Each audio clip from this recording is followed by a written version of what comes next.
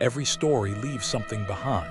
A whisper, a shadow, a question that was never answered. Here, we dig through the forgotten files, the unsolved mysteries, the chilling true crimes, and the horrors people wish had stayed buried. From haunted legends to real-life nightmares, every tale is pulled straight from the horror archives. So turn down the lights, put on your headphones, and step carefully, because once a story enters the horror archives, it never truly leaves. Bowling alleys have this strange quality to them, especially late at night. The fluorescent lights, the mechanical sounds of pin setters cycling in empty lanes, the echo of a ball rolling down polished wood when nobody's there to throw it. There's something about these places that feels like they exist slightly outside of normal time. Tonight I have 4 stories from viewers who experienced something deeply wrong at their local bowling alley, and none of them can quite explain what happened. The first story is called The Score That Kept Counting.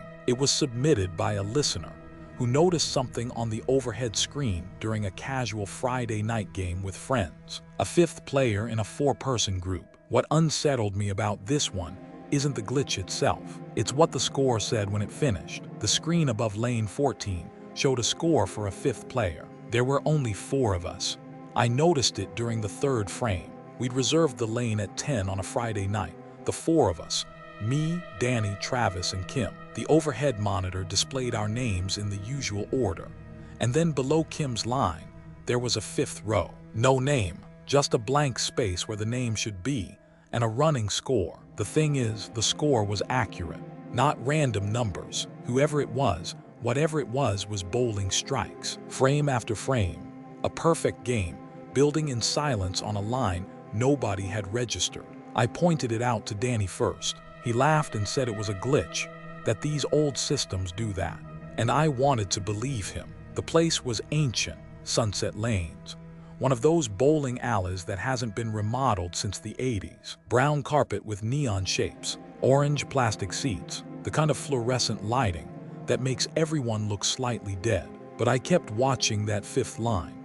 When we started the 4th frame, I noticed something else. The ball return was cycling 5 balls. Ours were easy to identify.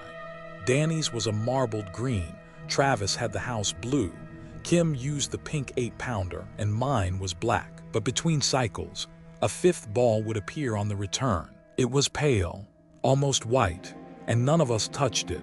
I asked the front desk kid about it.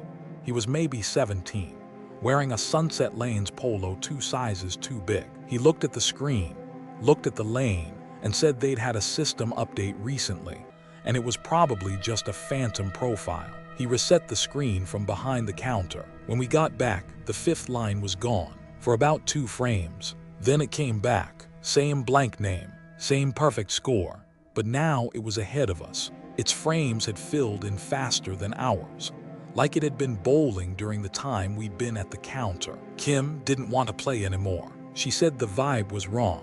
I told her it was nothing, but I didn't believe myself, because when I looked down the lane, really looked, I could see the pins resetting 1 extra time between Travis's turn and mine. A quick cycle, pins down, pins up, like something had thrown a ball I couldn't see. We left after the 7th frame. I was the last one to take off my rental shoes. While I was sitting there, I glanced up at the monitor one final time. The 5th line had finished. 300.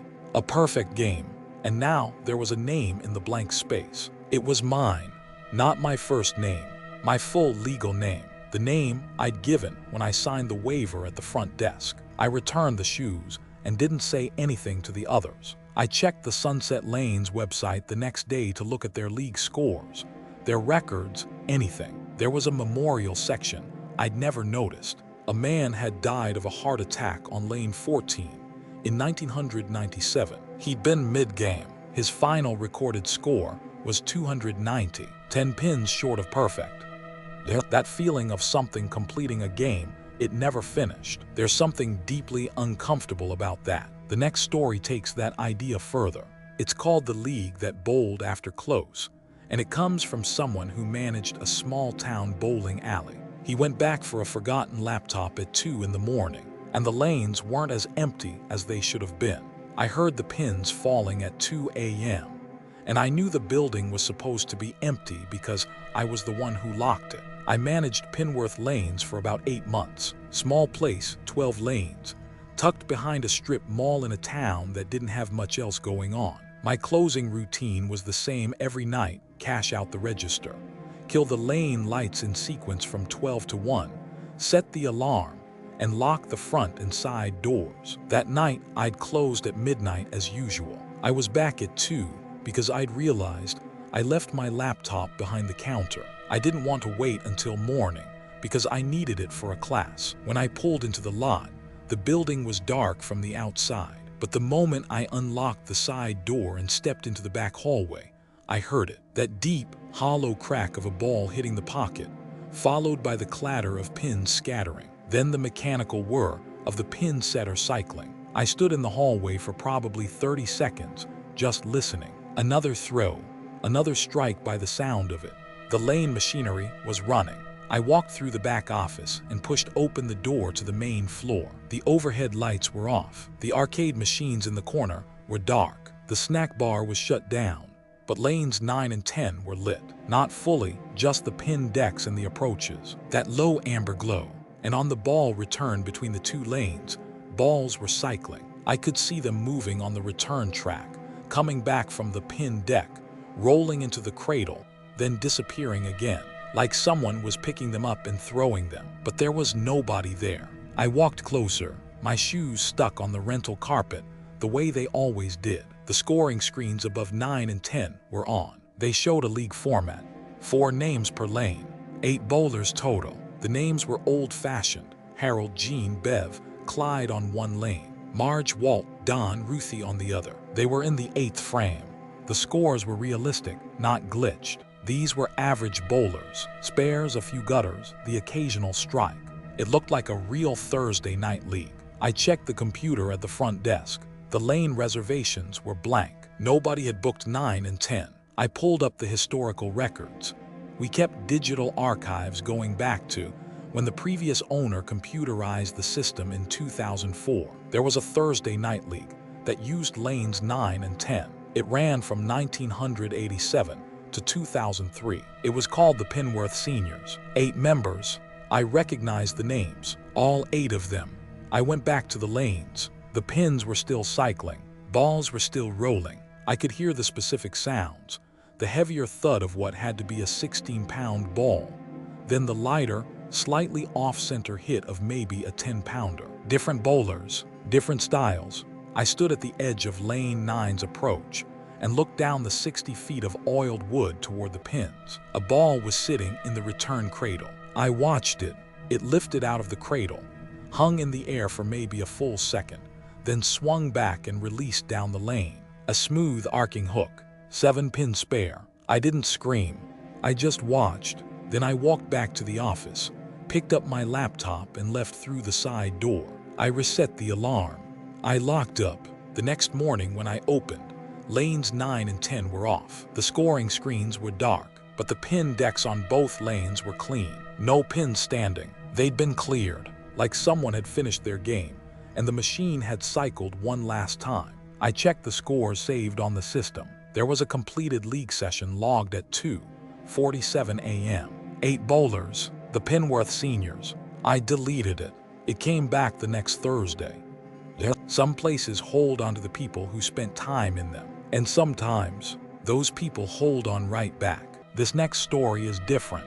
It's called The Shoes They Gave Me, and it was sent in by someone who stopped at a small bowling alley in rural New Mexico during a road trip. The detail that got me about this one is the ending. Pay attention to the lane numbers. The rental shoes had someone's name written inside the tongue, and when I asked about it, the woman behind the counter went pale. I should back up. My girlfriend and I were road tripping through New Mexico, and we stopped at this bowling alley in a small town off I-40, the kind of place that exists because there's literally nothing else to do for 60 miles. It was called Duke's Lanes, hand-painted sign, 8 lanes, a jukebox that I don't think had been restocked since the Clinton administration. We were the only customers. The woman at the counter was probably in her 60s, and she handed us our shoes without much conversation. I sat down and started lacing up, And that's when I noticed the writing inside the left shoe's tongue. In ballpoint pen, someone had written Caleb Drury and below it, a date, 11/08/19. I mentioned it to the counter woman, something casual like, "Looks like someone forgot to return these." She took the shoe from me, read the name, and her whole expression changed. Not scared exactly, more like she'd been reminded of something she'd been trying to forget. She took the shoes back and gave me a different pair without explaining. I let it go. We bowled a couple games. The place was dead quiet except for us and the jukebox. But around the fourth frame of our second game, I started to notice something about lane 6, the one next to ours. The pin setter kept cycling. Every few minutes, the pins would drop and reset. No ball, no bowler, just the machine running through its motions on an unoccupied lane. I mentioned it to my girlfriend, and she shrugged it off as a mechanical thing. But I watched it more carefully. The pins weren't just resetting, they were being knocked down first. Specific pins, like a pattern, the 7 pin, then the 10, then the 7 again, over and over. I went to the counter and asked the woman about lane 6. She said it did that sometimes, that the wiring was old, but she wasn't looking at me when she said it. She was looking past me, at lane 6, with this expression like she was watching something I couldn't see. We finished our game, while my girlfriend was in the bathroom. I went back to the counter and asked directly about Caleb Drury. The woman was quiet for a long time. Then she said Caleb was a local kid, 22 years old. He'd worked at Duke's Lanes as a lane mechanic. In November 2019, he'd gone into the mechanical pit beneath the lanes to fix a jammed pin setter on lane 6. Something went wrong with the machine. It cycled while he was under it. The pin setter came down on him. She didn't describe the specifics, but the way she trailed off made the details unnecessary. He didn't survive. She said the shoes I'd been given were the ones he'd been wearing. They kept ending up in the rental rotation. No matter how many times she pulled them, she'd throw them away, and they'd be back on the shelf the next morning. She stopped throwing them away after the 3rd time. My girlfriend came out of the bathroom, and we left. I didn't tell her any of it until we were back on the highway. But as we were walking out of Duke's Lanes, I looked back through the glass door. Lane 6 was cycling again, and the shoes, the ones with Caleb's name, were sitting on the bench nearest to that lane, laces untied, positioned side by side, perfectly placed, like someone had just taken them off. I've looked up Caleb Drury a few times since then. I found an obituary in a local paper's online archive. Everything the woman told me checked out. The date in the shoe matched the date he died. What I can't find, what I keep looking for, is any record that Duke's Lanes ever had a lane 6. The photos on their old website only show 5 lanes on each side, lanes 1 through 5, and lanes 7 through 11. There is no lane 6. That one still bothers me. A lane that shouldn't exist, shoes that keep coming back, and a young man who might still be working underneath it all. This last story is the one that made me hesitate before including it. It's called The Birthday Party in the Back Room, and it involves a child that no one else at the party could see. I'll warn you now, this one doesn't end well. There were 13 children at the party, and the mother who booked it had only invited 12. I used to work at a place called Strike Zone, one of those family bowling alleys with a party room in the back. Neon carpet, arcade games, an animatronic mascot on a small stage that hadn't worked in years but still sat there with its jaw frozen open and its glassy eyes catching the blacklight. I was 19, working weekends as the party host, which meant I set up the tables, brought out the pizza, and supervised the lanes. The booking that day was a 7th birthday for a boy named Marcus. Standard package, 2 hours, 2 lanes, pizza and cake, 12 kids max. The mother, Denise, had confirmed 12. I printed 12 name tags, set up 12 place settings. When the kids arrived, I did a head count out of habit. 13. I recounted. 13 kids. I told Denise, and she counted them herself. She got 12. She pointed to each child and named them. I watched her do it. She touched each kid on the shoulder as she counted. 12. I counted again while she was doing it. 13. There was one she kept skipping, a boy standing slightly apart from the group, near the end of lane 4. He was the right age, 6, maybe 7. Brown hair, wearing a striped shirt.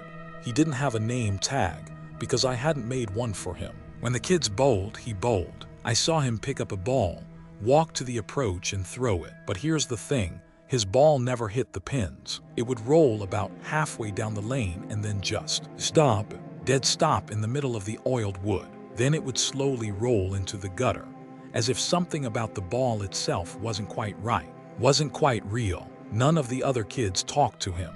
None of them acknowledged him. It was like they couldn't see him. When I brought the pizza out to the party room, I set up 13 plates. I watched the kids sit down. 12 of them took seats. The 13th boy, the one in the striped shirt, stood in the corner of the party room, near the animatronic mascot. He was looking at me, not at the pizza, not at the other kids, at me, and he was smiling, but it wasn't a kid's smile. It was patient, like he'd been waiting for someone to notice him. And I was the first person in a very long time. I walked over to him. I asked him his name. He didn't answer. He just kept looking at me with that expression. Up close, something was wrong with his skin. It wasn't pale exactly, it was flat, like a photograph of skin, rather than skin itself. No pores, no tiny hairs. His eyes didn't reflect the blacklight the way the other kids' white shirts did. He existed in the room, but the light didn't seem to know he was there. I stepped back. I went to find my manager, Rick. I told him there was a kid in the party room I couldn't account for. Rick walked back with me. The party room had the 12 kids eating pizza. The corner by the animatronic was empty. Rick looked at me like I was losing it. I finished the party. Cake, presents, the whole routine. Denise thanked me. The kids left. I cleaned up the party room alone. 13 plates had been set out. 12 had pizza crumbs and grease on them. The 13th plate was clean, but it wasn't untouched. There were fingerprints on it, small ones, child-sized, pressed into the surface of the paper plate like someone had been gripping it hard. The plate was slightly warped from the pressure. I threw everything away and clocked out. That night I went down a rabbit hole online, searching the strike zone address, looking for anything. I found a newspaper clipping from 2005, 14 years before I worked there. A boy had gone missing from a birthday party at that location. He was 7 years old, brown hair. The article included a photo. He was wearing a striped shirt. The article said he was last seen near the arcade area, which is now the party room, after a renovation in 2010. He was never found. They searched the building. They searched the surrounding area. Nothing. The case went cold.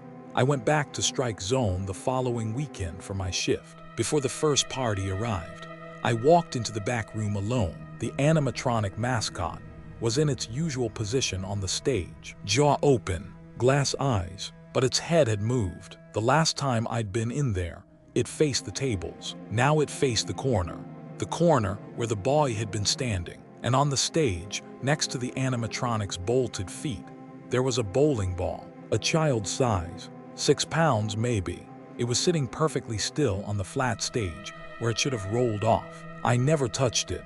I quit the next day. I drove past Strike Zone a few months later. It was closed, not renovated, not sold, just closed, paper over the windows. But through a gap in the paper, I could see the black lights were still on. And I swear, there was a small shape standing in the purple glow near the back of the building, perfectly still, waiting. Thank you all for listening. If you have a story of your own, you know where to send it. And that's where tonight's file closes, but the archives are far from empty. If you enjoyed this story, make sure to subscribe and join us as we uncover more horrors, mysteries, and true crimes hidden in the horror archives. Until next time, keep the lights low, keep listening, because you never know what story we'll uncover next.